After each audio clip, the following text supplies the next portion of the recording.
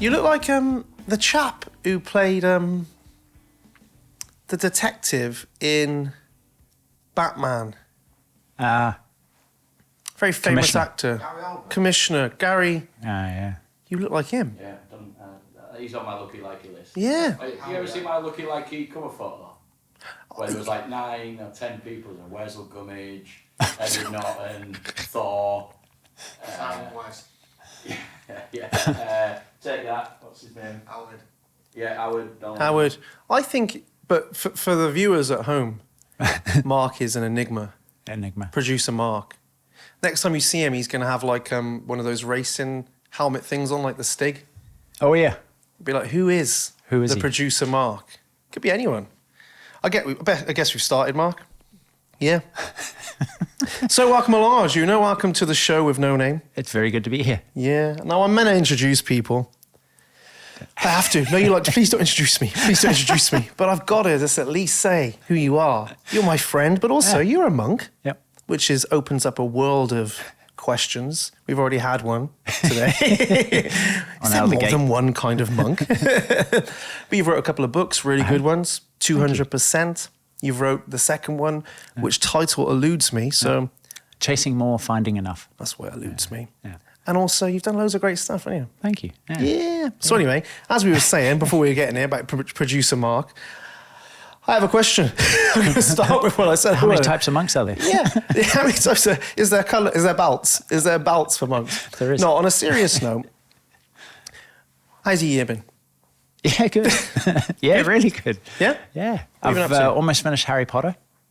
Have you never watched Harry Potter? No, I've been reading it again. Reading it again? Yeah. I've never read the books. Oh, it's good. Very good. Yeah? But I look at them, they're like that. I know. Like, everyone who reads the books is like, oh, they're better than the films. Yeah.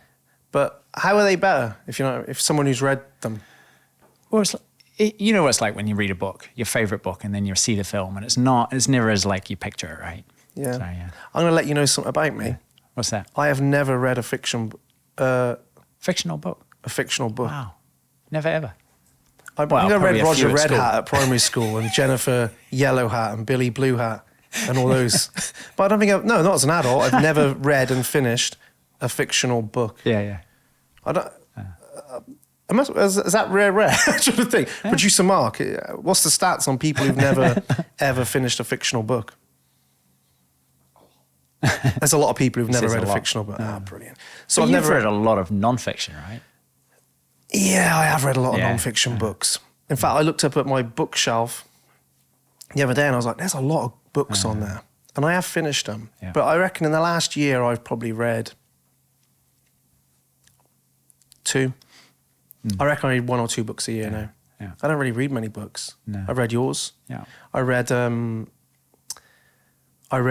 just in the middle of reading Rick Rubin's book. Oh, cool. The Creative Art of Being. I love it. Yeah. I love it because I like his philosophies on absolutely everything. But also I just love the way, it's like a piece of art when you get it. Have you got it? I've seen it. It's like a hardback, beautiful, put together. Just a circle on the front. Yeah. Absolute, real minimalist. Yeah. It's just like you pick it up and you just go, oh, nice chapters. It's actually a beautiful thing. So I'm in the middle of reading that at a minute, which is cool. What did I read last year? People always expect me to have read like 500 books a year. You know, people who are like, I read a book a week. It's like, I don't know. How and why? Yeah, I didn't know that many books existed. I think people should read less books after a while and actually just crack on. And I like finding one that is valuable. Like I read Sadhguru's book, Inner Engineering, and I was like, that's good. Yeah. So I kept reading it and kept going back to it. You know the book you get out and you go, God, that's been read. Yeah. You know, I haven't got paid. I think you said this to me, it's life's too short for bad books. Yeah. If you get halfway through and you're not interested, it's like, just let it go. Well, someone said to me that once that most books could be a chapter, you know, and I was like, it's true. Yeah, it's a good point. Have you ever read the book The One Thing? No, but I know what you mean. Yeah. Gary Keller, brilliant book. Yeah. But literally every chapter is like the one thing. Like you get back to the one thing. You're like, this could be a chapter. Yeah. This is. But in fact, producer Mark, who nobody knows who he is, obviously. He said. He said you made a post, didn't you? I might as well just get you involved just real quickly after shout. And it was like, haven't all the books ever been written that need to be written? Do you know what I mean? Yeah. Yeah. And it is true in a sense, isn't it? A lot of the books I read are literally, you think, I've heard this before. Yeah. I suppose it's the tone of the individual, I think. That was the thing. So the lady chimed in, humbled me and said, yeah, but some people need to hear it in a different voice. Yeah. A different way. A lot of people are saying a similar thing, without a doubt.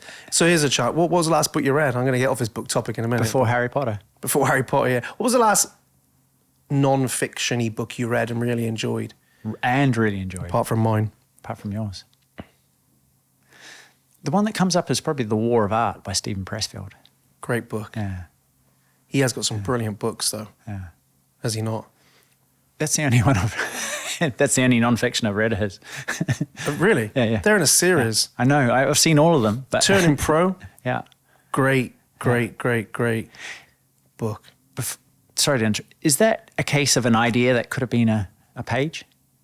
No. Okay. I don't think it is. I think, and also one page is literally, it says something along the lines of literally this short, the amateur tweets, the pro works. Yeah. Or something like that. You're like, that's it. That's one page.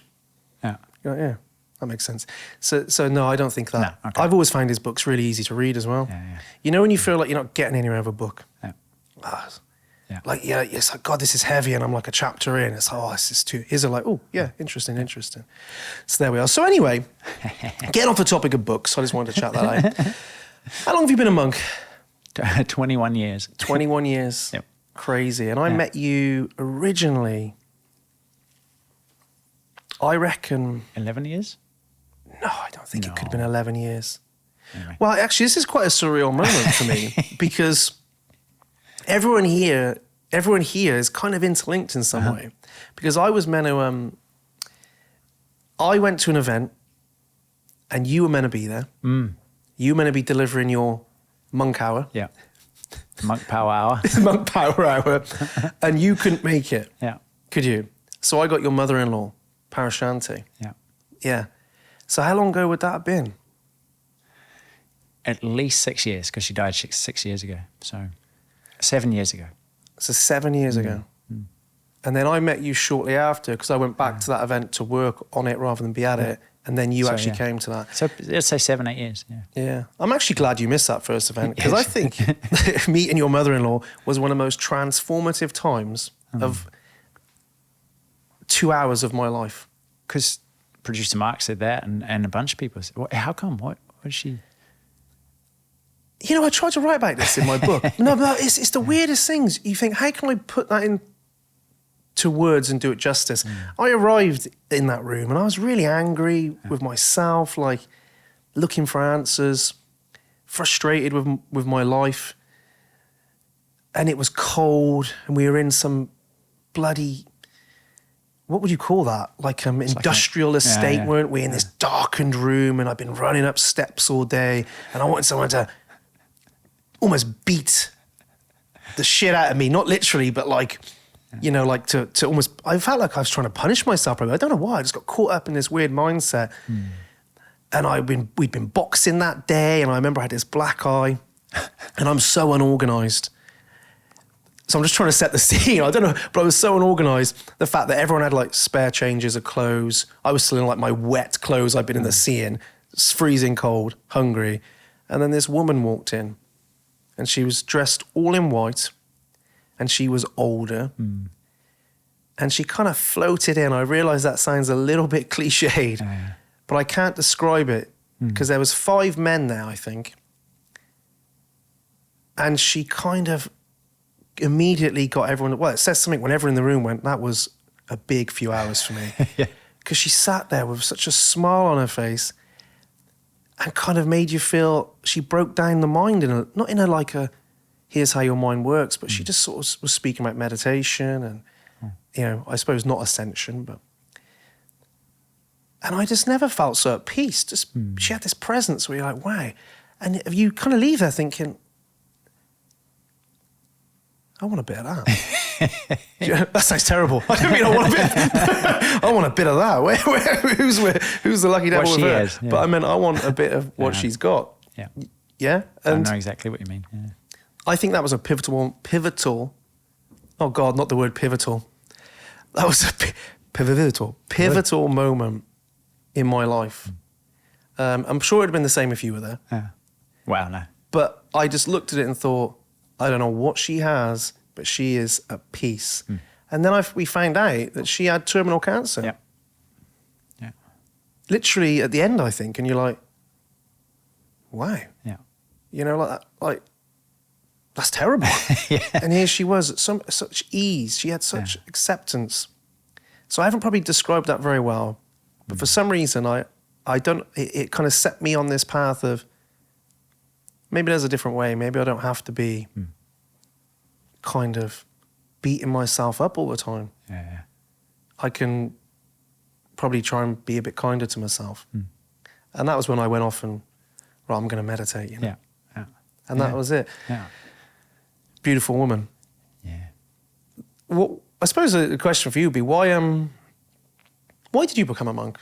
Not of interest, because it's like, I think when people say monk, they expect you to live in a monastery and wear a gown and, you know, like do amazing feats of strength or something. You know, The Shaolin.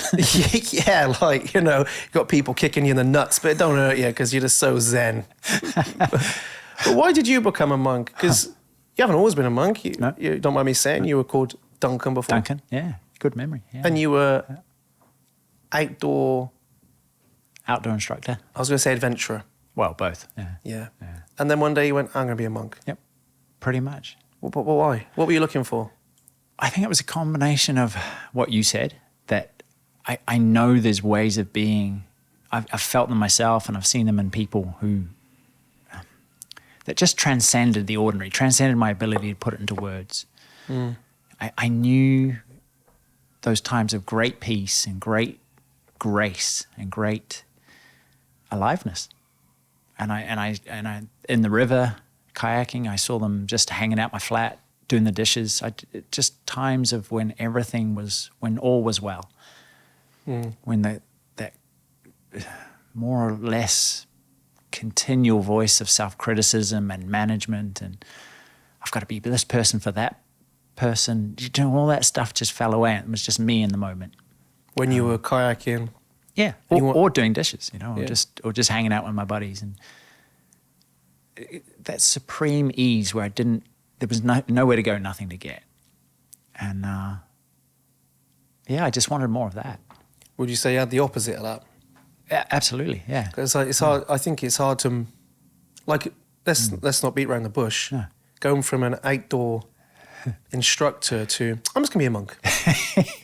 It's not like you know, I'm actually gonna get a different job. You know, or I'm gonna start training. I'm gonna start going to the gym. I want to feel better. You were like, there must have been a transition from like, I'm here, I'm Duncan.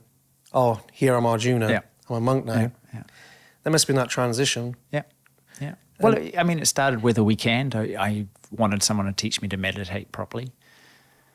I knew there was something about my mind and learning how to control it or get it out of the way, be more present. And then there was a 5-day retreat, and I loved that, and I loved the people, the teachers there. Then there was a 6-month retreat. What, you went away for 6 months? Yeah. Well, where was that? In Canada. So shipped out from New Zealand. It worked out perfectly, right? Because the seasons as an outdoor instructor, I was kayaking, climbing, that kind of stuff in the summer, and then basically driving people up the ski field in the winter. And summer came to an end. There was a 6-month course. They said, just get here as soon as you can. You can fit in with the other guys, the other intake. And I was like, I'll go spend the summer in Canada rather than the winter in New Zealand. And what did you do for 6 months?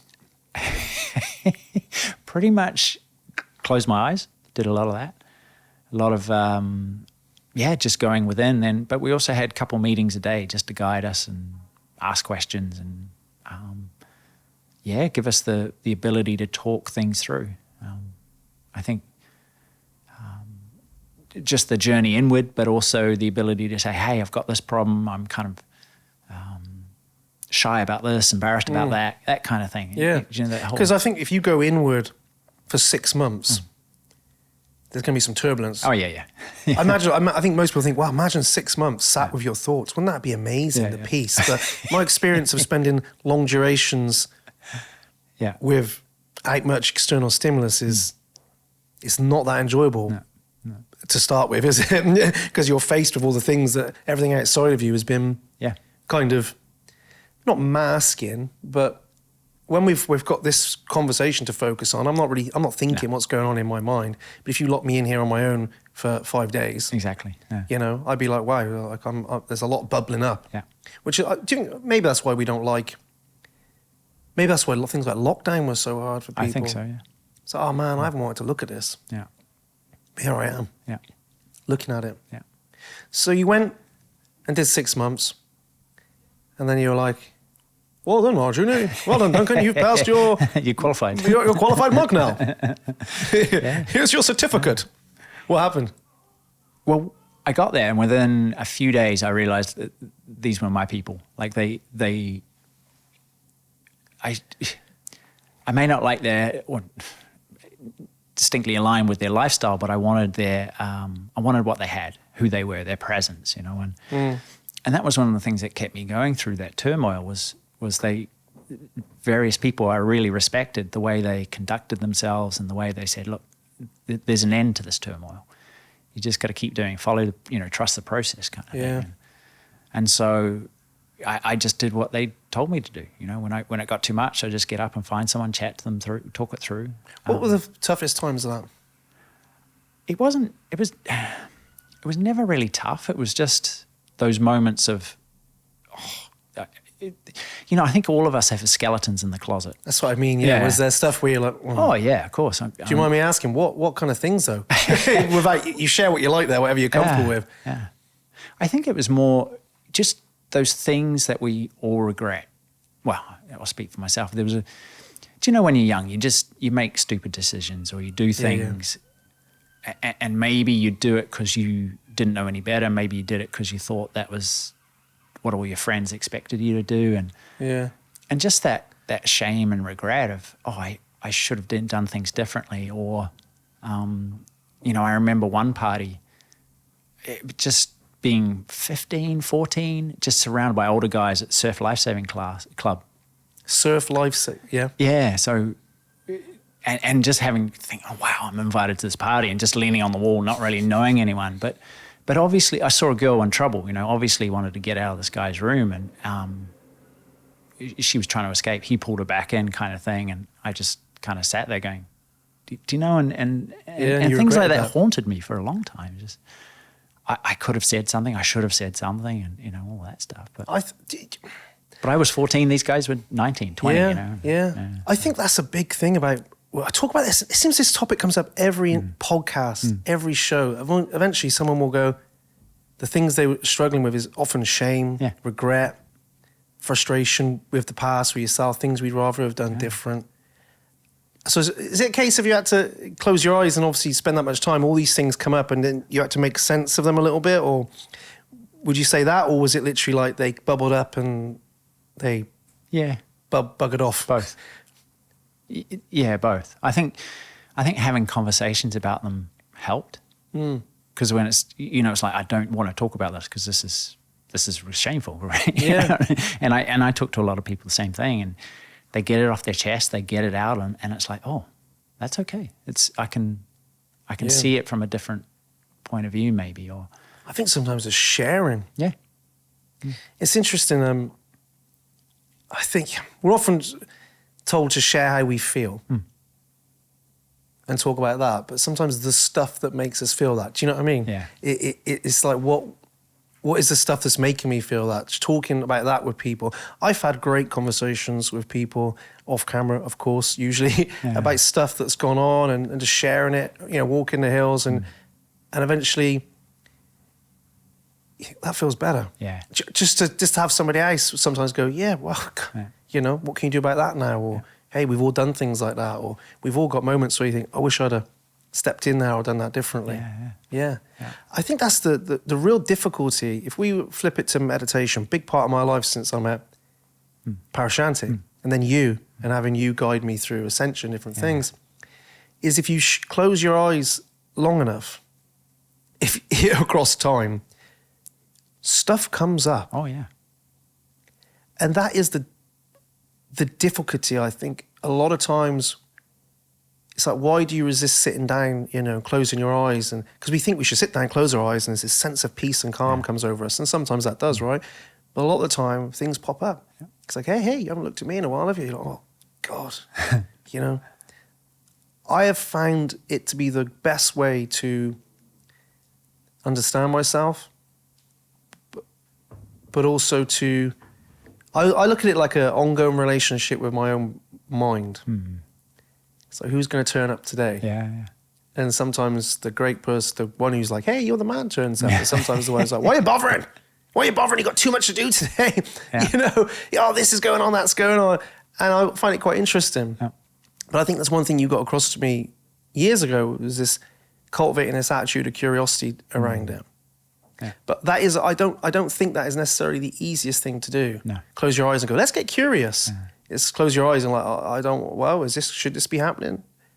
Should I be thinking these things? Yeah. So the past come up a lot, and you work through that. Yeah. And then you become a monk. Yeah. Well, it took my vows like 3 days in. So did you? I pretty much. What are the vows? As in, have you got a set of kind of, this is how we operate here? So it was just for a year, so a trial period. Trial? Yeah. I love that. It was really, in the beginning, about service and surrender. Just to my teacher, who I very much saw and admired, and a lot like a father mentor figure. It's that kind of feeling. Just to trust the process, just to do what he says, crack on, do it for a year. How else are you going to try?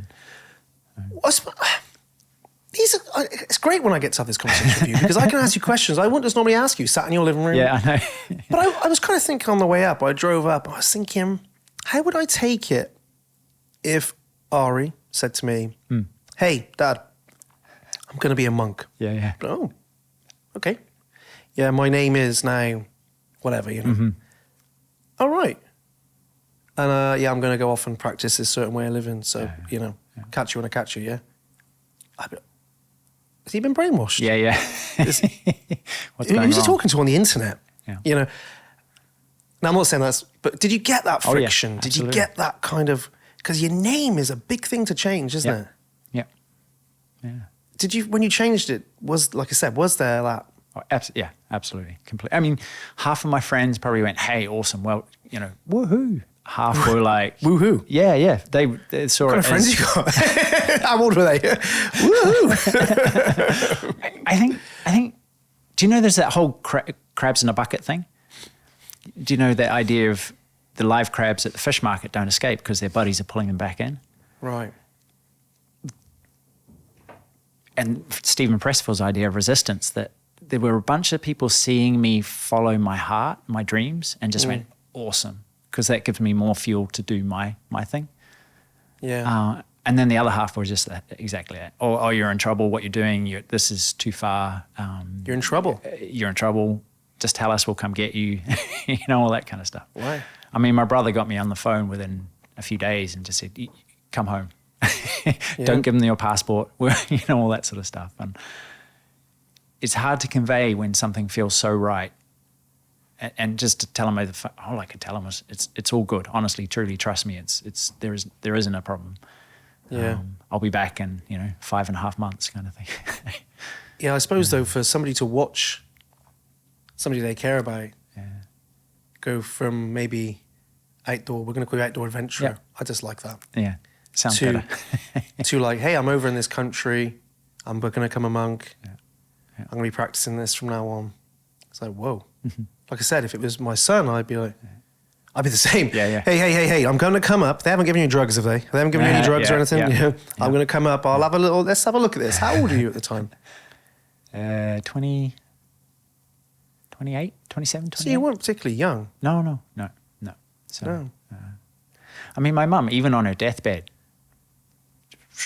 12, 13 years later was still like, I'm so worried about you, your life choices, and what are you doing with this monk thing? And what are you doing with this monk thing? So she never got used to it. I love that though. This monk thing. Yeah. Like did you buy one of those courses you see online? Become a life coach, 24 quid. Become a monk, 24 pounds. Nice certificate. They send you a white t-shirt in the post. Exactly. Yeah. Did it drive a wedge between any of you and? No. I mean, I came back to New Zealand after 6 months, and it was obvious that I think my sister said, "Oh, it's like you're the happiest, most peaceful version of you. You haven't changed. You haven't been brainwashed. You're not lost in some obscure philosophy. You're just you." And I was like, "That is an awesome compliment." Yeah. Did anyone surprise you with maybe the opposite of that? There were maybe 2 friends who thought I'd sold out in terms of the sort of the outdoor, the adventure lifestyle. Because I was at the time when I came back, I was really into meditating and kind of gave the adventuring away for a few years, and so they thought that there was something wrong there. So was there?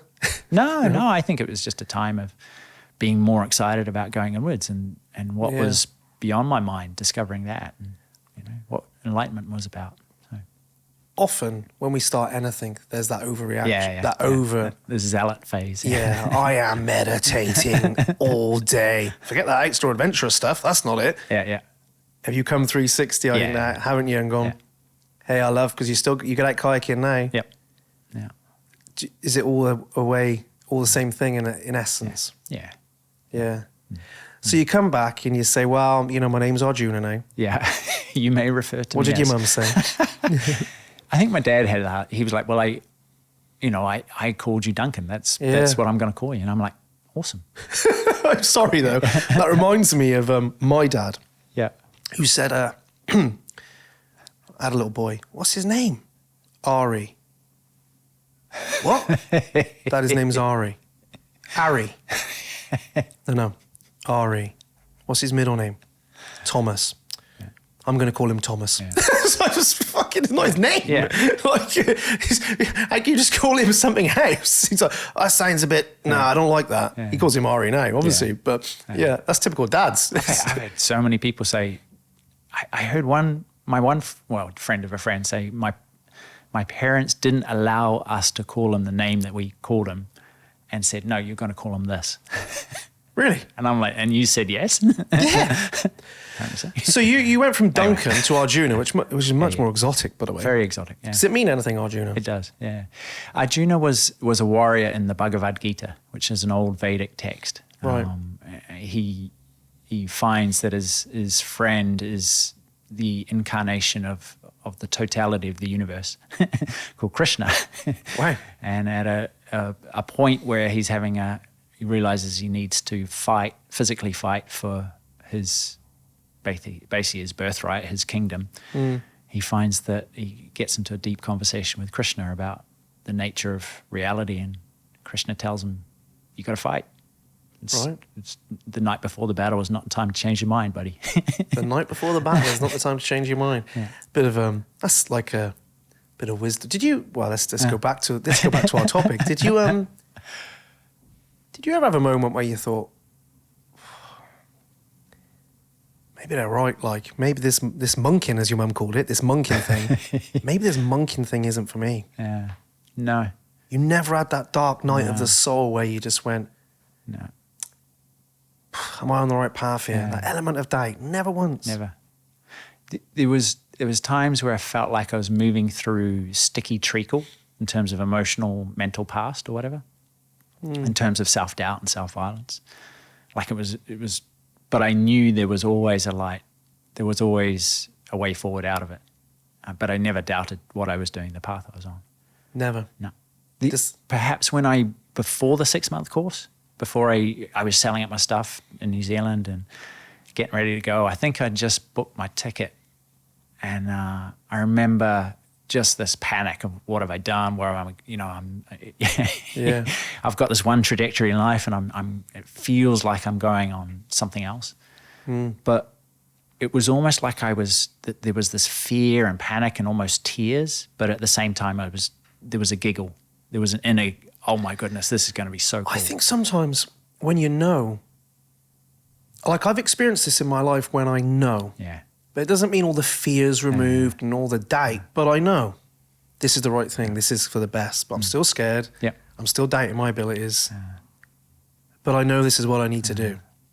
That's very different to, like, I think a lot of the time it's when you know all that disappears. I don't think it does personally, not in my experience. It's still there, treading into the unknown. And like you said, that is a big thing, isn't it? To your lifestyle must have changed. Or did it? Did your lifestyle change when you got definitely back? changed for 6. No. So you know, when you're away for 6 months, living the dream, Yeah. this monking thing you've been doing. I love that. This monking thing you were doing for 6 months. Then you come home. So you come back into Yeah. your world, and you're like, wow, I'm this monking thing now. Yeah. Call me Arjuna. Did your lifestyle change? Did you give up your job? Like, what happened? Yeah, yeah. Well, I'd sold a lot of my equipment anyway, just to get out there, and because I was so involved, I went and lived in the Aishaya Centre in Australia, and hung out with 4 other guys and girls, and we did travel around Australia teaching and Brilliant. going into it. So it changed a lot in terms of that. But Yeah. I think, hey, the reason I keep harping on about this topic is I think ultimately when we change anything, it doesn't matter if you're just changing your jobs or you're changing your career path or you're deciding you're going to get ultra fit or you're deciding you're unhappy mentally and emotionally and you think, I am going to do something about this. We meet resistance, a bit like Stephen Pressfield. We do meet resistance both internally and also externally, because our life has been stacked up really to support where we're at. And all of a sudden, you're now going, well, I'm going to start looking after myself. And if you're not usually doing that, people think so much wrong. Yeah. My brother certainly thought I joined a cult. Right. Yeah, when I first started meditating. I remember my dad never quite understood that when I first started. So I was like, I need to sort myself out. You know, I didn't tell anyone that. I want to feel better about myself. I really want to, I like who I am. I want to change some of my life. I want to do something rewarding for a job. You know, all these different things that you think, I just want this stuff. And I'm sure they thought great, but I always remember my dad, we were renovating a house at the time, this cottage, and he was doing it and he needed some help off me and he walked upstairs and I was meditating and he just said to my mum, I don't know what he's doing. He's always fucking lying down these days upstairs.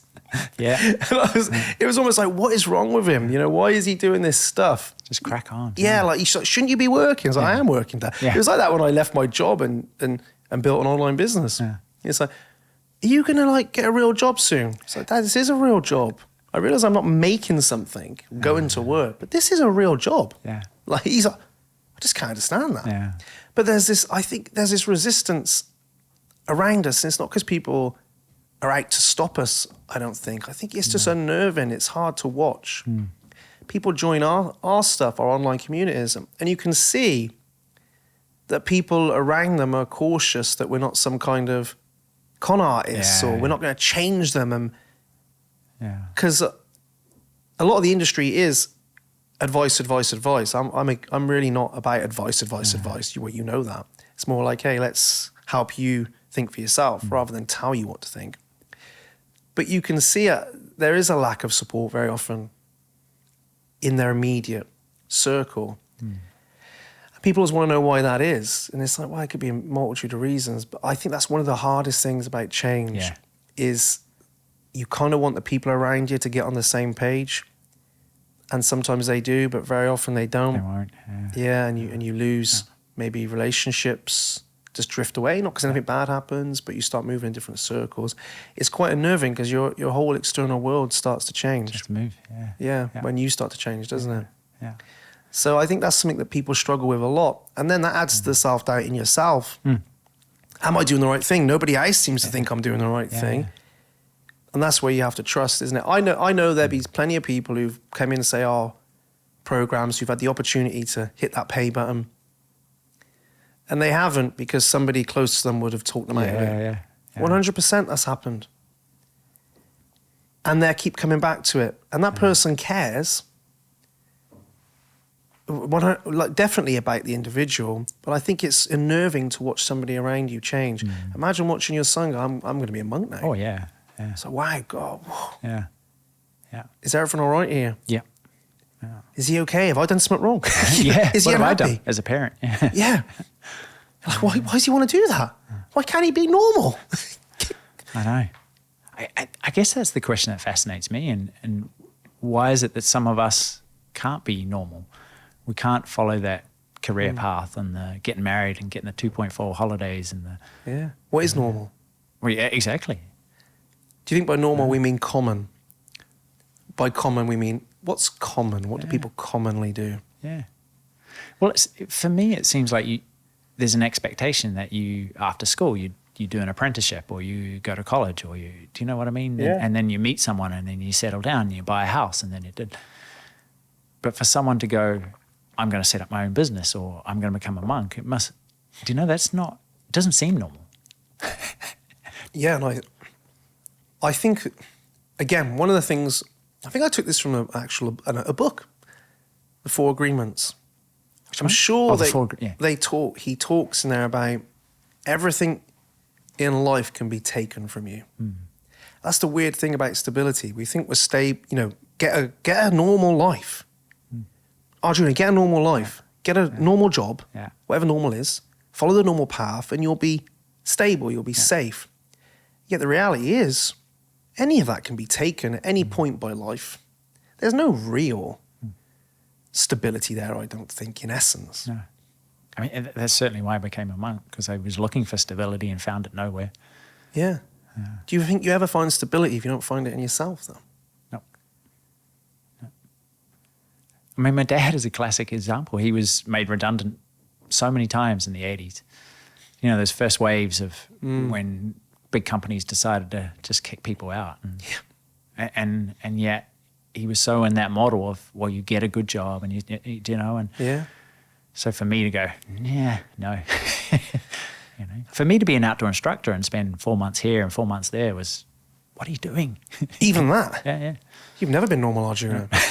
Jim Carrey says something about this. He says it way better than me, but he talks about his dad and he talks about how his dad was amazingly, have you seen this? Funny man, brilliant.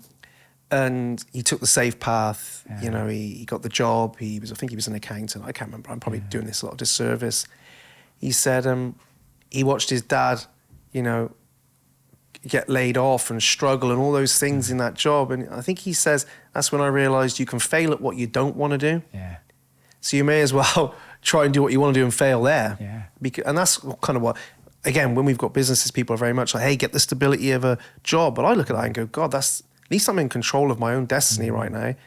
If I need to make money, I can go out and do that.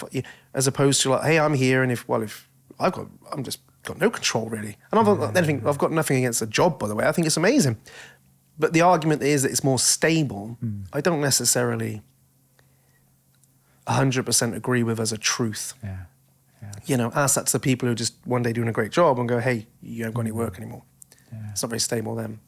So as a monk, what's your biggest challenge? Because you've come on and you've guested for us, and you're not a monk who's living in a monastery, are you, on your own? You live with your family. I hope you don't mind me saying. A couple of kids, wife.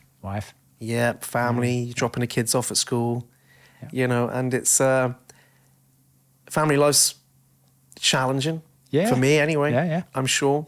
And we often think, let's say people must look at you and think, well, Arjuna probably never gets a bit fed up with his kids, or never has a little irritation with his partner, or I'm sure he's just wandering around floating all day. I mean, when I got here, I said, Mark, is Arjuna there? He said, he's just levitated by the window. I was like, yeah, that's him. Yeah. Make sure you rein him in. We joke, but is it difficult? What's it like being a practicing monk with a family around you, as opposed to being on your own up in a monastery growing veg and ringing bells? No offense to all no, I'm just taking the bell ringers. But Well, I can only compare before children and after children, and I guess it's the same for you. It's like we were saying the other day. I got to plan October now because it's like, do you think I can get away for a weekend in October? Yeah. But the only times I have trouble is when I've gone, I don't want this, I don't like this, this should not be happening, but when I really embrace the reality of what's in front of me, it is what it is. It's easy. It's just what's happening. Yeah. It's when in my mind I'm going, well, I wish I was in the Barbados, or I wish I was ringing bells in the Italian mountains. That's when I get in trouble. When I try and split my life and I can't. Yeah. Do you think a lot of problems in the mind, shall we say, or life come when we are arguing with the reality in front of us? Yeah. I was talking to a guy about fear yesterday, and all of his fears were not about where he was sat. The reality of now was perfect for him. The fear about the future was killing him. And I said, just who knows? But you're missing out on life by focusing on what could happen. Yeah, I read that in this Rick Rubin thing, actually. He was talking about dogs and kids. They are the things that kind of, they just do what they do instinctively. And kids can go from one emotion to the next in, we know this. Yeah. I am there's a glass case of emotion on because there's adverts on something. And then a minute later, I love you, Daddy. I love you. Can I have a chocolate biscuit? And of course, Say it again. But humans, because they're not humans, these kids, but adults tend to, we linger on with those emotions, don't we? We hang on to those moments, whereas it seems kids very much naturally live in the now. Much like my dog, he goes from yawning to flipping barking to it's like dunk, dunk, dunk, dunk. Second. Yeah, this is, whereas we kind of linger in these elongated states, don't we? Yeah. I think, again, that's what comes back to when we were earlier on, we were talking about meditation. How often do we argue with our external reality? How often do we argue with the internal reality? All the time. I shouldn't be thinking that. Yeah. Why shouldn't, no, that's a terrible thought. Oh, maybe that's true. It's like we take everything we think to be true and we argue with it. And, one of my favorite things to poke fun at is when we've got to keep the monkey mind down. Yeah. Yeah, it's like, wow. Imagine waking up every day and trying to control the mind. That's a losing game, is it not? It's a disaster. Well, I've never managed to do it yet. No. Have you? No. I can to an extent, but no. Yeah. No. Can you stop a thought happening? Yeah, I can distract myself halfway. Yeah. But not stop it. No. That initial one's going to happen, whatever. Is there a difference between a thought and thinking, though? It's something I contemplate a lot. Absolutely. You can have a thought, just rattle through. Yeah. But thinking seems to be when we build layers. Yeah. So having that conversation with ourselves. The archaeology, Yeah, you're like, wow, now I'm just like, it's like a narrative running around. I've gone off on a tangent, I'm on a journey. Yeah. Whereas a thought tends to be much more like, oh, off you go. Yeah. So you can literally not stop the thought, but you can kind of catch yourself and finish it there. Yep. That's some practice, huh? It becomes easier when you realize there's a field of presence that's beyond thinking, beyond thought. And you become so familiar with that, you just realize, oh, I'm asleep to that field. And the moment you're asleep, you can wake up and boom, there's that field. And it's almost like the thoughts are maybe an airplane flying above, but you don't really notice it. I like that. Yeah. So there's a presence behind thoughts, a sense of who you are. Yep. Your existence, your presence, your awareness. All these words fall so short, but yeah. It's the weirdest thing. I remember sitting with you on Zooms and saying, Arjuna, this probably doesn't make sense. You're like, yeah, it does make sense, because you struggle to articulate how that feels. And sometimes you think you felt it and you're like, wow, I'm there. Yeah. I always think of the, do you like Star Wars? Oh. Have you seen the newer ones with Rey? The last few where Rey's the Jedi, isn't she? Oh, yeah. Yeah. And she's training with Luke Skywalker in the second one when he's all moody on his rock, on his grumpy, island. yeah. And he's like, right, close your eyes, let's tap into the Force kind of thing. And he tickles her with that thing. Yeah. He's like, because he says, reach out. She's like, he's like, she starts tickling her. Oh my God, I can feel something. Can you? That's the force. You must be really strong with you. She's like, slaps it down. But sometimes when you think you feel you go, man, this is it. I'm the man. Look at me. I've tapped into my very essence. And then you think you've got it. But I think as soon as you think you've got it, in my experience, you've lost it. Yeah. It's this process of kind of letting go is what it seems like to me. Yeah. And the more I try and find it, I think you got that across to me. It's like, don't find it. Yeah. You are it. You are it. You don't have to find it. Yeah. And that's the hardest thing, because I need to find some calm. It's like, we'll sit back and it's just there. Yeah. This sense of peace, isn't it? Yeah. That's exactly it. So, which is why I think I'm not a fan of these days, more modernly, of the kind of processes where you're always trying to focus on something. I'm nothing against it, but it's like where you're almost constantly distracting, like really working really hard with your practice to kind of get away from something and become much more passive. Yeah. It's almost like, wow, Yeah. if I stop all that running around, There it is. it tends to be here. But how hard is that? It's just because we're not used to it, you know. We're a real creative, doing, chasing kind of culture. And the whole thing about presence being so difficult because it is no thing. There's no one, I mean, it's nothing and it's everything. You know, it's completely empty, but it's full and complete. Right? It's present, but it's beyond time. It's beyond now. And so that may sound like riddles to people, or it may just tickle a remembrance. But it is true. You know, we've done a lot of work, me and you, around flow and stuff.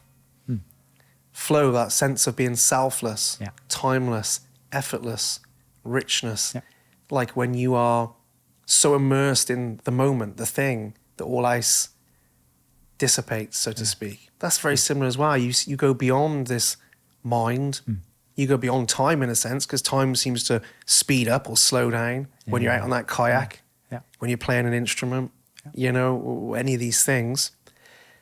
And I suppose that's where real magic is. But those moments, they're not fleeting, but I think the more you chase them, the more fleeting they become. It's like trying to have fun, right? Everybody, we're going to have fun now. Just be happy. Let's all be fun, okay? This is our scheduled fun time, and we need to have some fun because fun's important. So come on, let's have fun. Mark, are you having fun? 2 marks over there. 2 marks for the price of 1. Having fun. There, that's my rhyme for you. Boom. It's like, wow, God, pressure to have fun, but you have more fun. It's like a night out, where the one where you go, right, let's go. We're going to have the big night out tonight. It's going to be great. Not that I have these anymore. No. They're crap. Yeah. But the best nights out I used to have would be like, wow, I just got back off the bus from football, wandered into town in me tracksuit. Feeling grotty. 2 o'clock in the morning, I'm still sat in some club with me football kit back, wondering why I've made such terrible life decisions. But it was amazing because you didn't try. Exactly. So it's I think, again, going back to the peace and the stillness that can be experienced, that many of us are trying to experience. When we achieve goals, I think we're still trying to find a sense of almost feeling better about ourselves. You don't do anything unless you want to feel better. This is not to say you shouldn't have goals, is it? Like, have goals, because things in life can be changed and built. The answer to everything isn't just be happy, because if there's stuff around you can change, you should change it. Jump in. Yeah. But we live in the either-or land, which is like, well, if you're sat and peaceful, you must get this. But Arjuna, if I come happy in who I am and peaceful, and I'll lose my drive. Yeah. Lose my ambition. I'll lose my ambition. I won't be able to go create. What do you say to that? I say all the barriers to creation fall away. Like you truly direct yourself in the direction you're supposed to be going in, and the handbrake comes off. But people don't get that. You know, they want a timetable, they want a goal, I'll be happy when, all that stuff like we were talking about. Yeah. And again, I've chased so many goals to achieve them, only to find they were empty. And they weren't empty. Yeah. They were great things. But what I was looking for wasn't it. Yeah. You've got to take that with you, haven't you? Yeah. I always think you've got to take people say set big goals is who you become on the way. And I used to agree with that philosophy. Like, you know, it'll challenge you and you'll become somebody different. But actually, I don't believe that anymore. Through my own life experience, I feel that you can achieve goals without changing one iota as a person. I could drag anyone to a goal to make more money or to lose some weight. Like, you can drag anyone if you really try. But I don't think you necessarily change. I think change and transformation, this is just my opinion, are very different things. You can create changes, but transformation as a person of your identity is very different.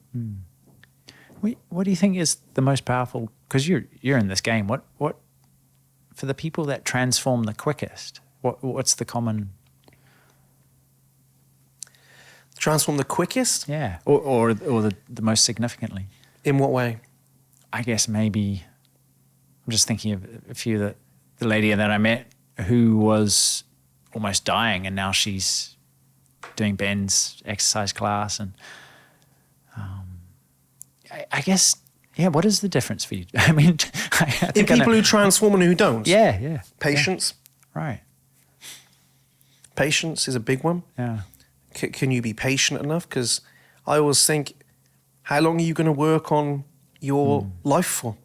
Is there a time that stops? Yeah. It sounds stupid when you think about it, but it's like, well, I've got 90 days to hit my goal. And then what?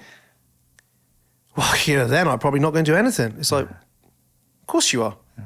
So I it sounds silly, but I think you're always working on yourself somehow. But we get these deadlines in our head, which is like, you know, we want to run on the personal development benchmarks. Well, in 90 days' time, it's like, yeah, have a benchmark, of course, you know, try and have a destination. But let's not beat around the bush. Transformation takes time. And I'm in the game of helping people really transform. People come to us who are stuck. That's why they come to us. Why else would you come to us? There's something missing. Why did you become a monk? Something was missing. Something was stuck. You were stuck and you were like, what is it? And you searched and you went, I think this monking thing, as your mum would say, is the thing. Maybe this is going to give me what I want. People come to us and they're stuck, and they're usually stuck in their own minds. They don't like how they feel. And maybe there's some external things they don't want. That's not going to change overnight. And what I have observed is the ones who make the quickest changes and go, oh, I'm done now, soon revert back to the start. You've got to be in it for life. Yeah. Now that I don't mean you have to be paying for coaching for life, but it's like, hey, if I'm going to build a life I want, then I need to do that. I need to commit to that for the rest of my life. And that shouldn't be scary because we're committed to something, aren't we? So I think patience is a huge, huge deal. And also honesty is a big one with ourselves. I don't think you have to be honest with everyone else, but can you really, truly change if you haven't sat down with yourself and gone, this is where I'm at? Yeah. And that's where I think a lot of modern day positivity stops change. I'm all for making people feel good. You know, Arjuna, I want you to feel good. I want you to leave here and say, that was good, right? And if you paid me to coach you, okay, and you said, Sai, I want this, I take it very seriously that I'm going to help you get towards that, yeah? And I want to make you feel good, but I'm not going to make you feel good at the expense of you having more of what you want. I'm not just going to sit here and blow smoke up your ass all day. At some point, we have to say, well, you know, you have to challenge somebody a little bit because that's what you're there for, right? So I think a lot of positivity nowadays actually doesn't reinforce positive action. It actually takes away action. That for me can't be positive thinking. No. That's denial. How many of us are in denial about our life through positivity? Oh, it ain't going to be so bad. There's people worse off. Wonderful. I'll sit around, Yeah. Billy Joel's got some lyrics. I can't do him too much service in Vienna. Remember that song? So you can either get older or you can get what you want, kind of thing. What a great lyric. I think it's something along those lines. You can grow older or you can get what you want. And so I think I'm not saying you've got to be like, oh, your life sucks, or my life sucks. I'm not saying that, but I'm certainly saying if the people who experience big transformation go, you know what? Positive thinking is not, it's all going to work out if you know it's not. It's like, how can I make it work out? What can I do here? How can I move forward? That's the kind of positive thinking I like. Not, everything's great. Is it? No. But if I keep saying it is, it will be. No, it won't. No, because deep down you know. Yeah. You've had that, right? Oh. Deep down you know. You said it at the start. Yeah, you had doubt and worries and fears about being a monk, but deep down you knew. Yeah. You never doubted that. Yeah. I think it works the other way around. You can have all the positivity and hype in the world, but deep down, and I go there. I've been there. I've had the last year of my life where deep down I've gone, oh, I'm gonna have to deal with that. Yeah. Yeah. But hey, it'll figure out, you know? And then, oh, I'm gonna have to deal with that. Hang on, how can I distract myself? Yeah. Yeah, you know, I'll just keep working harder. No, No. I've got to deal with that. Yeah. Eventually, you have to do what you know, don't you? So I realised I probably should say stuff like the people who really transform, you know, they build the skills, they do this, and they do, of course they do. But I think from experience of seeing thousands of people, if you want to transform, and we help thousands of people do that, it's like, well, you got to be honest in a way that isn't beating yourself up. Because that's not helpful. Yeah. Just got to be very observational. Be honest about what you want. And honour that, I think. That's a big part of it. Yeah. I don't know if that makes absolutely Perfect any sense. logic to you. Yeah. I was just thinking about my Aishaya teacher, and I guess he's less about transformation in terms of what you do or who you even your body in terms of the world, but in terms of recognizing that sense of presence or spirit. He would say, yeah, be honest, but don't listen to the negativity of your own head, because that's basically saying I'm not who I truly am. There's a whole different universe from the universe of doing and achieving and making the life that look the way you want it to. It's more about not the person, but the presence or the existence that you are. Is negativity always negative, though? Yeah. Isn't that a weird thing? Like, some of what I might consider the most negative thoughts I've had have actually been very useful. Yeah. I suppose it's what kind of thoughts. If I sat here going, I am a piece of shit, you know, that's not very helpful. But sometimes if it's like, hey, I didn't do a very good job there. Like, that's probably true. The truth, I think, is... Yeah. So I didn't do a very good job there. But how can I improve? That's a momentary... That's a split second. Oh, yeah, didn't do good. I can do better. Isn't it? Yeah. Whereas I'm a piece of shit is the... When you carry that, I didn't do good, and then you add it to what you haven't done good in the past. And the I am that proves statement is the biggest there. Say again? The I am. Yeah. It becomes the identity, doesn't it? I am a... Yeah. This is an identity. Like, I am a monk. You own that. I am an Aishaya. Yeah. Oh, what an identity. Yeah. You know, I am Arjuna. That's very different to I am Duncan, isn't it? Yeah. I am a piece of shit. You know, I am not doing very well right now. Or I could have done that better. I think they're very different statements. And that is actually transformation. We'd circle back round. Transformation, eventually I think, and I believe, and there's research, I'm sure, to back this up, but when you transform, your identity shifts. Yeah. You've transformed from Duncan, haven't you? Yeah. Yeah. I'm sure if I met Duncan, we'd be having a different chat, right? Yeah. But you've transformed, and your name was part of that really shift in identity. Yeah. And when we transform, there's an identity shift. The way we view ourselves, the way we view the world, I think shifts. Yeah. Yeah. I see the world very differently than I did 5 years ago, I'm sure. And that's why transitional moments in our life are quite big, I believe, around having kids. What an identity shift that makes that you can't help. Yeah. I haven't, it's almost like I can't help this. Yeah. Yeah. The way I view myself and the world has changed. Completely. Yeah. And we have it easier. When I look at my wife, she went through I don't know if it's the same with yours, but distinct period of who am I? I want to be more than just a mum. Yeah. And I feel like I am. And then feeling guilty. Yeah. And feeling guilty that you're like, but I should love being a mum. Yeah. But I do, but I still want to, I still want to do things. Yeah. Again, a huge amount of the people who come to us are female. Yeah. Probably 50-50. And everyone's got different parts of their life where I will say seasons. And, you know, it's a bit like when you first become a parent. What about when you're no longer needed so much as a parent? Yeah. I wonder how difficult that becomes. Yeah. When you're no longer, when they fly the nest. That's an empty nest syndrome it's a thing, isn't it? Yeah. Becoming a dad, you're like, oh my God. Yeah. Late 30s, I found challenging in different ways. I've never been so assured in who I am. Whereas I compare to 25, where you think, God, I was so insecure. Late 30s, you're like, wow, I feel secure in who I am. I feel like I know who I am. This is great. But at the same time, it's like, wow, look at these roles I've got here that I never had before. I think it's a challenging time becoming a parent or certainly weighing up midpoint of your life, possibly. Where am I at? What am I doing? Am I doing this right? Yeah. Yeah. Big one. Yeah. So identity shifting is massive in transformation. Yeah. And I think if you have again, just touch upon this, I am anxious. I'm just an anxious person. When you say that, you're always going to be an anxious person because it's so defining. Yeah.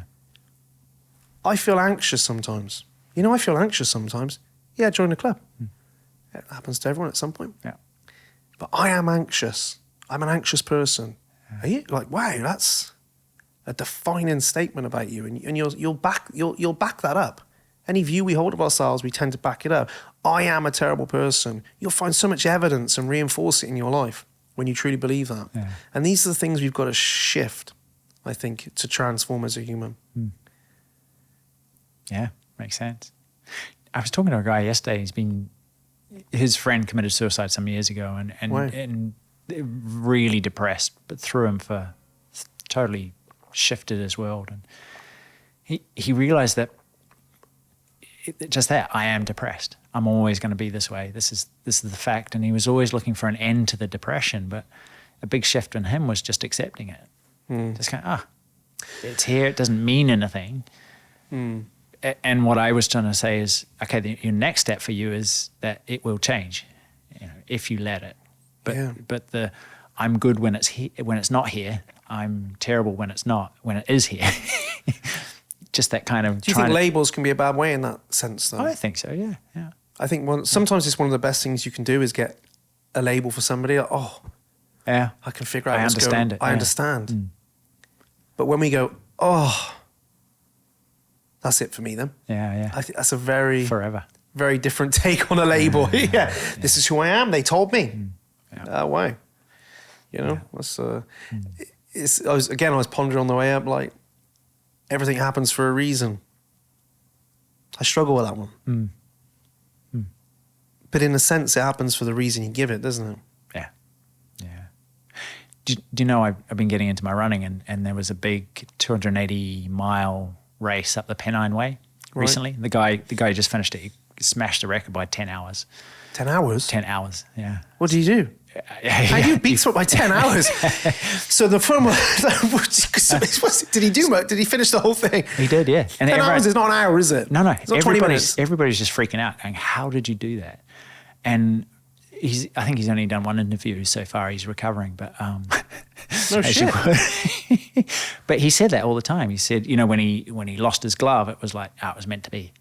Do you know? And the way he was using it was just lightening the cognitive load. He wasn't getting into the, oh man, that's a disaster, and why did I lose my glove? I should have kept hold of it. What am I going to? He just shrugged his shoulders. It was supposed to happen. Do you know? Yeah. And that's the way he was using it, and I thought, beautiful. I can get down with that with small things as well. Yeah. For example, I was ill through December. Still coming off the back of it now. And at the time, I was like, 2023 can just do one. Well, that's how I felt. There was weeks where I was like, you can just fucking do one. Yeah. I had to start, first stream, I wandered into 23. I think the saying would be all piss and vinegar. Yeah. Well, I'm going to flip and crush 2023. I'm going to 10x the shit out of this one. And then Milo decided he was going to nearly die. Remember the dog? And I was like, wow, he was in the vets for a week, which is really cheap if you've ever done that. I don't know what they gave him, but brilliant. And then from there, I was like, great. So then Bianca collapses at home, boom, nearly bleeds to death. You're like, wow, this is not fun. Yeah. Then little girl's born, and she's unwell, and she's in hospital for, I don't know, a couple of months, maybe, I don't know, I can't remember. So it was like April, and I was like, oh, I am thoroughly beat up by life right now. And everything worked out okay. So that's easy for me to come out of and go, why? So then I you have to catch up, don't you? You're like, right, I'm catching up, I'm recalibrating, let's get back into business, let's do this stuff. And then in December, I was like, how am I ill? Like properly ill? How have I got this weird immune thing going on? How's my body attacking itself? Yeah. Why is my hand swelling up? What's going on here? And loads of things going on behind the scenes, different things. I was like, 2023 can kiss my ass, like literally. And I was looking at it like, just for those moments, I just feel terrible.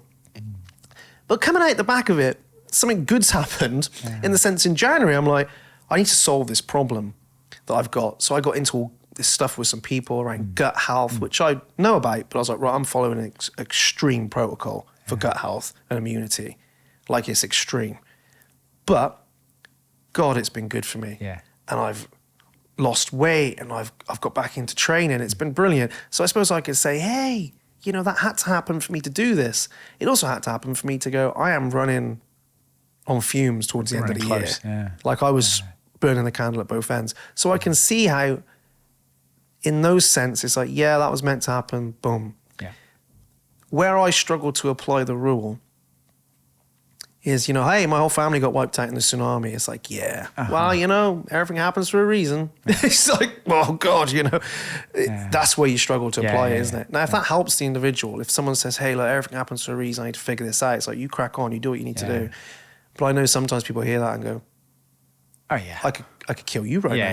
Yeah. Saying that to me. There's no reason for this. What a natural response though. Yeah, of course, yeah. But it's a bold thing to go, is this happening to me or for me? Wow, yeah. But if you embrace it's happening to me, you're going down. Yeah. If you go, well, I have no idea why, I don't like it, I don't want it, but I'm just going to assume it's happening for me, there's a different motion. There must be some resistance around adopting that mentality. Yeah.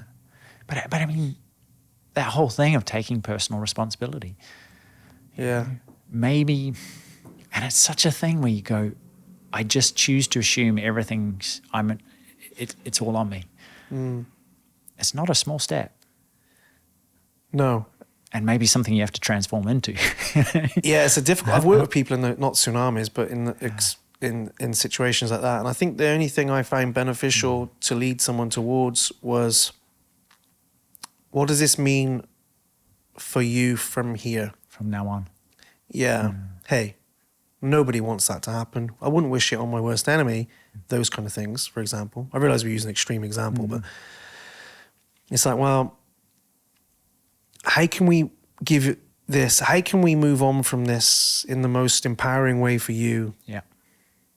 Moving forward. Yeah. Now, if they find that it's like, okay, everything happens for a reason, and that works for them, crack on, do your thing. If they don't, it's like, how can I help you make this mean something less painful, possibly? Or give it a sense of meaning that certainly propels you towards something more useful in your life, Yeah. And I think that's a really big, take that sort of extreme examples out of it, but still included, the ability to give the events in our life meanings that empower us towards better things, or as I might say in my book, like slightly less shit things. It's like, that is the shittest you could get, that example, maybe. Yeah. How can we make this slightly less shit? How can you feel slightly less shit? Not how can I feel great? How can you feel slightly less shit? And the more less shits we add up, eventually you sit there and go, you know what? I'm kind of getting on with my life. It's not going to be the same, but I'm building something. I think the ability to define the events in our life, more empowered meanings, is not easy, but very beneficial. I'm trying to select my words carefully there, because I always look at things like that across. I'm like, does this rule stack up? It stacks up when you're like, your man loses his glove. Everything happens to me for a reason. Lost my glove. Hooray! Does it stack up when somebody loses a kid? Sure. It's like, oh, fucking hell, it's a stack up now. Like, how do I lean that rule into there? Yeah. That's just my thinking. It's like, hey, it's like, whoa, you know. I also remember working with somebody who lost a child, to use an extreme example, and which is common, you know. Let's not beat around the bush. And they said, somebody commented on one of their posts once saying, well, God takes all the good ones early. And she said, they were like, how? How do you even, you know? But if that person believes that, it's like, well, but as if it's going to give some solace. Yeah. It's like, that doesn't give me any fucking solace at all. No. It just annoys me. Yeah. That belief, you know. So I suppose it's like, how do I stack? If I like things that stack up. So like somebody says, nobody can make you feel anything. I know, and I believe that to a very extent. But then I've been in situations where I walked into a pub and I saw somebody and immediately I could not control that reflexive response. Yeah. And I think I'm pretty skilled. Yeah. But it just happened. And I could shorten it down and like, whoa. But my system had this reflexive, what the hell's going to happen here? Yeah. Do you know what I mean? Yeah. So I like to try and stack my rules up in across all extremes. Yeah. And I think that stacks up, doesn't it? Can you give things meaning that help you? Yeah. Well, yeah. And it has to be you, doesn't it? I mean, we can sit here and go, well, just do this or take responsibility, or it is what it is. And all these nice cliches, but you have to pick it up for yourself and find that way. And, I love that, yeah. You know? Which is the beauty of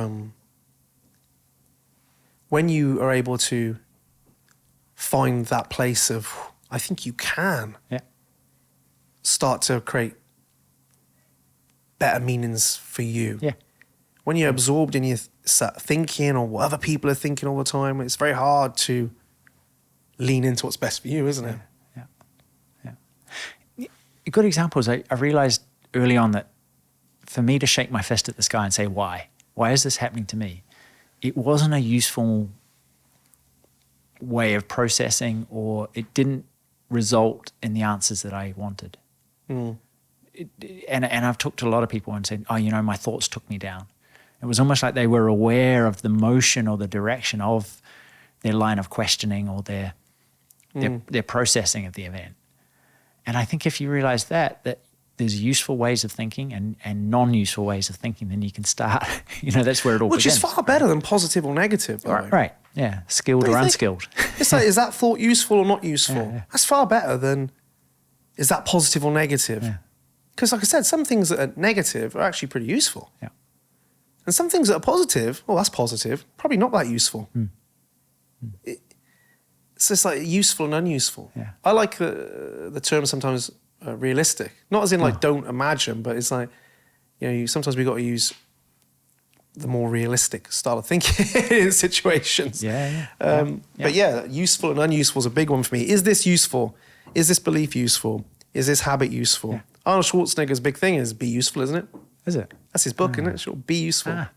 One of his things, be useful in the world. Be of use. I love that. So is that being useful? That's you're going out and being useful in spreading this. Yeah, I mean that's one of my vows, is one of being of service. Yeah, and I think it's a two-way street. Like being so filled of presence that people notice that, like Parashanti. Like if that has an effect, great. But then saying, hey, there's something that you can do as well. Yeah, I mean, so many gurus just sit at my feet and spend time with me, kind of transformation. But I think it's much more powerful. Go, this is possible and more, and here's a way. I would not have. I would not be all those years into meditating, and if Parashanti had come into the room and said, "Do this. This is the way." Right. This is the way. What's that off? Producer Mark, what's that off? Mandalorian? There we go. This is the way. She didn't have to say anything. I sound like I was in love with that woman, but she didn't have to say anything. Yeah. I just liked how I felt around her. Yeah. but without her going, oh, you're such a wonderful little boy, Simon Gwilym. Look at you. None of that. Just, you make me feel good. I don't know why. I want to feel like you feel, and I want to feel like this more. Yeah. How do I do that? You know, give me your 3-step meditation protocol. In 90 days, we can transform. Yeah. Well, what you do is for 90 days at a time, you do this. No, it's like, wow, you know, isn't that the best way to make a bit of impact and service in the world for your very who you are, being? Be the change and all that. Yeah. Who you're being in the moment. I look at the teachers I had at school, and it was really who they were and how they were, I suppose, more than what they taught that had the biggest impact. I'm sure there were some very articulate people who could have taught me some very incredible things if I'd have liked, if they'd have been different. And for that person, for example, for another person, they're probably perfect. Yeah. But I think who you are, because we get that a lot. Hey, you know, you must get that a lot, Arjuna. People go to your stuff for a weekend, they go home, and maybe they want everyone to have a slice of what they've got. Yeah. So it's here we are, everyone, family meditation time. You know, and hey, don't think that. You're not your thoughts. And hey, here's a copy of Arjuna's book. You should do it. You need this. Read this. Yeah. Read that. Yeah. Like, that never elicits. I think having kids is the wonderful thing. Oh my goodness. That shines that on you immediately. You're like, they don't do as you say. No. They do as you do, don't they? Yeah. For the better or worse, they do as you do. Yeah. I mean, I was at home the other month probably, and the dog, Milo, jumped up on the bed. And my little boy was there, and he said, oh, fucking So I looked at him and I'm like, where'd you get that from? well, I didn't say anything. I just ignored it. I thought, I'm not going to raise him. But do you know what? Do you know where he gets that from? Me. Yeah. Me. Yeah. But also, on the same breath, the other day he was sat with his legs crossed. I said, are you meditating? Yeah. He said, no, Daddy. You sit like this when you're meditating. And he sat with his legs like, you know, in the lotus. I was like, well, he hasn't got that from me. He's got it. But he's a sponge. He behaves how I behave. It's crazy. He comes downstairs with hats on. Yeah. And I'm not going, hey, wear a hat. Yeah. He dresses outrageously on times. He just which is great. But I could tell him to do this, do that. And that is the same with a partner, a workplace. You can tell people how to be all you like. Yeah. But really, people are more drawn to who we're being, you know? Yeah. And I think kids is the prime example of that. I've been at events, like I said, I've been that person probably where it's like, hey, my wife, she needs to read the book Byron Katie. She needs that bad. Did you give it her? Yeah. Wow. Great. Let's see how that goes down. Yeah. What's wrong with me? You know, What why do you happened? want me to be different? It's like, no, I want everyone to. It comes from a good place, I think. Yeah. But being of service is how we operate, I believe. Yeah. And just smiling at someone. I mean, what a nice way of making their life a little less shit. Like you said, just see if you can make their brief encounter just a little bit better than it was before. I love the film About Time for that. Yeah. I've seen it. I can't remember it, but he gets to go back and redo, doesn't he? All the time. And his dad's got the same ability. Yeah. And he's like, hey, why don't you, one of my favorite things to do is get to the end of the day. Yeah. All the stresses and strains. I get in bed and think, well, that's been okay. Go back with what I know now and live it much more carefree or something. And it shows him then, rather than getting his coffee in the queue, shows him like, hey, great, boom, and like having a nicer time for everyone and the impact that has. But the thing I took from that, because I'm a personal development junkie, Arjuna, so I can't watch something for the pure enjoyment. I have to watch it Pull out the lessons for and the deeper meanings. But I'm like, well, we can all do that. Yeah. Because most of our days are the same. Yep. So tomorrow I can get up and have a go at going, oh, maybe I should take some of the strain out of this. Try. Yeah. And just smile and chat and pass the time of day. Yeah. I think people value being heard and seen and acknowledged. Yeah. Yep. Would you agree? Absolutely. Yeah. I mean, I have a friend who's her tagline might as well be, how can I make this easy? You know, and she came up with that when her mum was dying. And she was Wow. like, hang on, what if I could make it this easier? It didn't say make it better, make it go away. It was just, what if I could make it more graceful? Yeah, I love that. That's a way of assigning meaning into an event.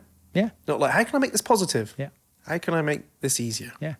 I love that. How can you make your day easier? Yeah. Yeah. How can you make someone's life easier? A little bit easier. I used to think that on shift at the supermarket back in the day. Yeah, It's like, yeah. you can make this really hard, 9 hours, or you can make it a better 9 hours. Yeah. And it always got harder Yeah. the more miserable you were. The more you went in and had a laugh and a joke, Yeah. it seemed to make it easier. Same work, a bit easier. How beautifully can I stack these shelves or whatever? Yeah, yeah. How beautiful can I stack these shelves? I mean, I'll tell you what, there's some good stories from the super. I don't know how I kept that job. How long we got left, producer Mark, before you're going to rang me up? How long have we been? Been ages, probably. Oh, wow. Hour a minute, we'll wrap this up. But I was at the supermarket for a long time and I never got fired. And that astounds me. Because I remember I fell asleep in the toilets Yeah. for 2 hours after a night out. Oh, wow. Like, smashed. Never lost my job. Can you Uh-huh. believe that? The only thing they really ever took serious, I'm just on a tangent now, but was I nearly got fired because I wouldn't give a lady some bananas. Uh-huh. That was the time. I never got nearly fired for phoning in sick, saying I was ill when my car was parked in the car park and I'd just gone out the night before. I never got for like not turning up. But it was when a lady didn't want her, when I wouldn't give a lady some bananas, they nearly fired me. Yeah. And that's when I built the rule into my life that the customer will not always be right. Uh-huh. Because she wasn't right. She was She was wrong. But I got treated like I was some kind of, what should we say? Let me tell you the story, Arjuna. I was stacking bananas. And this lady come in and she had a go at a young lad on our aisle because the bananas were too green. Uh-huh. And she was like tearing a strip off him, her and her husband. They were probably in their 50s. Angry. And I thought, his name was Marcus. Yeah. And I thought, you know what, bit older. I said, hey, Marcus, don't worry about it. I'll deal with this. So I said, what's the matter? These bananas are green. That's, people get upset about stuff like that, as you know. Okay, no worries. Can you go out the back and have a look? I said, yeah. Marcus said, I've been out the back and had a look. They're all green. I said, I'll go look anyway. See, you know you're going to go find more green bananas. So there I go. I go out there, they're green. I come back, I said, oh, they're green. This is outrageous. She's just shouting at me, having a right go at me. I remember looking at her thinking, right. And she said, no, what would you do if I took these bananas in this bag and I pulled them out and I bought these because they were slightly yellow? And I said, well, I'd probably call the security guard and get you arrested. But I was joking. And that was like, right. Everyone comes down. Now, we're not allowed to break bananas out of the bags at this point, Arjuna, because it ruins the stock levels. Uh-huh. So you're not allowed to take the bananas out I know that. for anyone. Duty manager comes down. This is terrible. I always remember, I'm going to take my pound and I'm going to go to Tesco. Now, someone had said that to me after they'd shouted at two of my staff. I said, I'll give you your pound back. Yeah. Fuck off. Go to Tesco. I don't Run care. along. Yeah. But no. Yeah. Simon, give her the bananas. Yeah. We're not allowed to do that. We'll do it this time. And I got a disciplinary for that, Arjuna. Oh. Right? And I thought, when I have my own business, Yeah. I'm never going to tolerate shit like that. And I don't. No. And I'm not sure this has got to do with any of our conversation, but that was one of my rules. I was like, I'm never going to tolerate people being able to just abuse people because they think they can To get what they do want. it, and then threaten. I would say, here's your pound. In fact, have £5. Yeah. Go to Tesco's for the next 5 weeks. Yeah. I don't care. Please don't come I back. own Morrison's. I couldn't give a flying fuck. Like, you're an asshole. Yeah. But we never had that. I had to be disciplined. And if you're that lady listening, I hope you're ashamed of yourself. And if you're Marcus listening, I hope you realise I got a disciplinary for you when I could have let you crack on. Yeah. Moral of the tale, if you're in a supermarket, don't talk to people like shit because it's not fun. Be kind. Be kind. Why didn't she say, how can I make this guy's life easier? Yeah. Maybe I should How just can I take the make my own bananas life home and easier? let them ripen. Yeah. I don't know. 2 days, it'll be...